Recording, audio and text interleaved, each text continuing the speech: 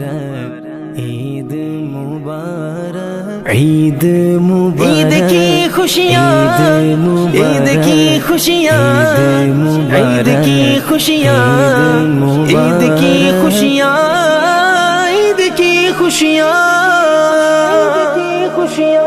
रब का इनाम हम पर हुआ है रब का इनाम हम पर हुआ है Gallo Juice, got nothing to lose.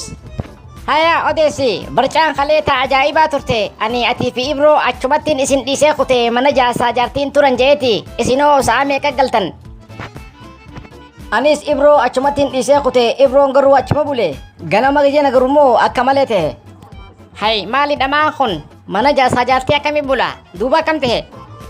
Kunoo ganama gijena garuu mataan isaa adda falatamee fottoqee jira. Aboo maal taate edda mana farshoo bultee egaa adda baanee booda eenyu si tume dheenee sirraa dhorkinaan jeen naa himuu didee. Bakka dhiisii naatu gaafata buna dhuyneetii ati achi bira na buustee firraa deemta annan dho'isu naa hima naatu gaafata yoo dubbiin jiraatte irraa dhorkinaa cinaan dhaabbannee saahiba keenya. Mee gaafadhu yoo si hime ati garuu yoomii as namarraa dhorkuu eegalte ifiifuu hiriyaate ati poolisaan firraa dhorkita. Aboo amma safaata daraarisi saahiba keenya irra du'uu qabna. Hoggaa akkanas ilaalan nama nama dha'uun fakkaattu biimbee deddeemtu ati bar namni firraa si dhorkuudhaaf humna san barbaachisu bar agoomaruma biimbee yoo uffatee si maramee yoo gaggabde biimbee deddeemtu. Aboo amma if kabaje kaa keessan kutini buna dhuyne haa deemnu bakka. Arran beeyne kam kafraa si goggodha jaaduu harkattee moo kamisa? Haa taate mee si ilaala booda. Aboo daddafii oofi kaayoo oofte maasuu toofta sa'a nurraa fixxe. Suuta deemaa suutuma qoreen waraantii jechaan dhageenye hin jarjarin jarjaraa waraabeessaa gaafa horii ciniinaa ja'ani. Bakka na buusi asiniin gammaqa ammas na wajjin deemtu ana dhaqee gaafataa boodoo lagarraa. Tole bakka boroo lagarra kaa inshaallah yoo rabbi jee nageetti. Hay maali arra walagarree wajjin kamaanu mana keetitti. Arra waliin agarru jaalalleetti yaaddufa arra isii wajjin dabarsaa boroo lagarra boroo kiyya nageetti. Arras yoo jiqama hullee baadhu dhufeetiin jaalallee ta'e si ilaalee deema. Hin dhufin siif gaarii miti yoo lubbuu teetiif yaadde hin dhufin arra. Maaliif maaltu jira?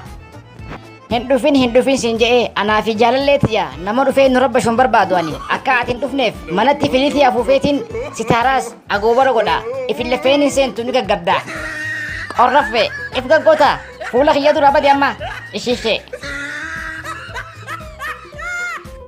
Dema biya fete deka gara fete ceha laga fene debi yakuna ijaqi berita ya bu malumati gurbaan kun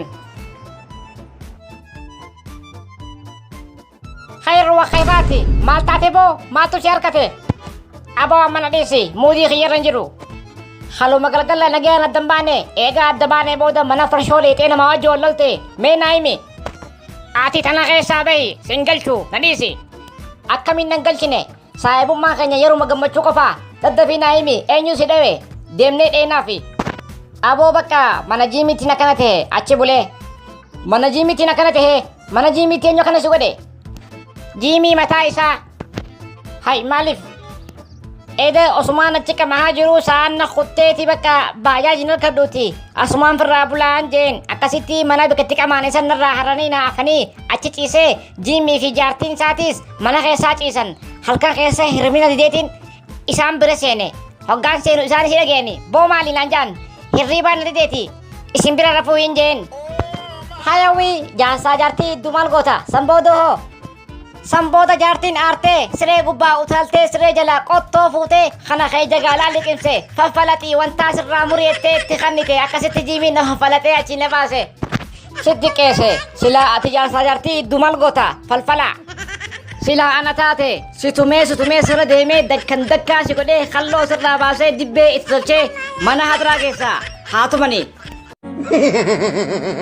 Ja, congratulations nomination nan jeegaa. Maali jaartiin tee maal sii dhalte? Dhiira naa dhalte leencaa alhamdulillah. Wow, congratulations nomination baga gammadde. Dhagayigaa amma maqaa unique kanam takkan baafanne maqaa addaa maaliin baasaaf? Maqaa addaa yoo barbaadde tuni laaftu xaasaa darbii hoggaa kolkololoo jee kolkoloo baasiif yookaan immoo bishaan gannaqii fashash baasiif. Yookaan saantimaa akka keessa nagadhu luli baasiif shah moo baasiif shaw irra hin jiru lakki law yookaan kolkolaw. Tolega amma dawaadhaan ansii kanneen hunda addaan muriin tartiibaan fayyadamee fixi ganamaas timaantim qasaa fi faantaa dhugii akka dhiiga sii deebisuuf. Gara biraatiin kan hin jiru eenyu kaa kanatti dakkaa godhee si tume maaliif si tume eessatti si tume anumaatu iftume yaa Dr. Minamination.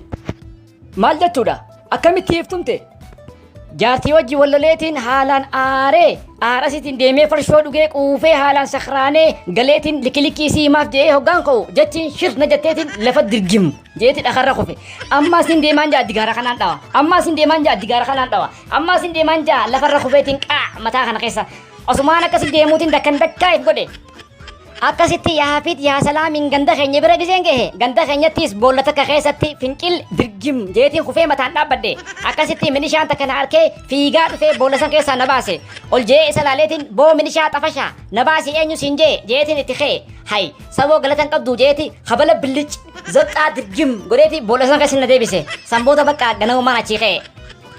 Silaa farshoon dhuyne kun hundi hin dhufu dhugaa keeti sumaatu if dhewe yaa rukutama.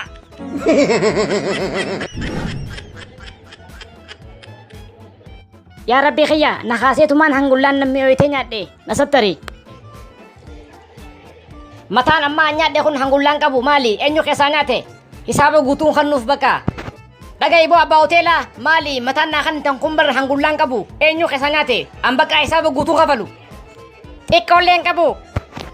Yoo qabaate maaliif si dhoysa xiqqoolleen qabu keessaa duguugamee jira namaatu keessaa nyaate fakkaata. Khayru waa khayraati qoymee addaanin baafadha namaatu keessaa nyaate moo keessaa yaatee dhumte. Laal dubbiintu si qabdi adda baafadhu hisaaba kee guutuu na gaafadhu. Boo maali mataa hangullaa eenyu keessaa nyaate haamma namichaaf ergite hangullaan qabu nan jee. Hoolaa kalee akkasitti fiigaa nu durarraa oole san qallee hangullaan qabu maraataadha. Saati namicha hanga yoomii farshoo dhugaa bultee halkan leelii daddaqaa naagalta. Haya amma kay baajaaj rabbiitti farade sakraan akka teetii tan asirraa kaatee achitti dhaabbattu karkaarsaa san baasii deemii itti dalagadhu. Inta lamma cikiin raarisi suutaan bahee dalagadha. Ani kana dhibu baajaaj katis dhiiba malee lafaan kaatu. Atis ganamu ani si kaasu malee daftee lafaan kaatu. An dirqama milishaa fideetti lafarra si dhidhiichisee si kaasu qaba. Amma kaymee lafa. Intal filis yaa fattaa razzaagin cikiin raarisi. Beenziilin jiru baajaaj fincaan kiyyaan itti nagadhee oofa. Ficaan farshoo cincawaan san kaasuu hin dhabu itti neexee maaf hin laalle Mr. Biira.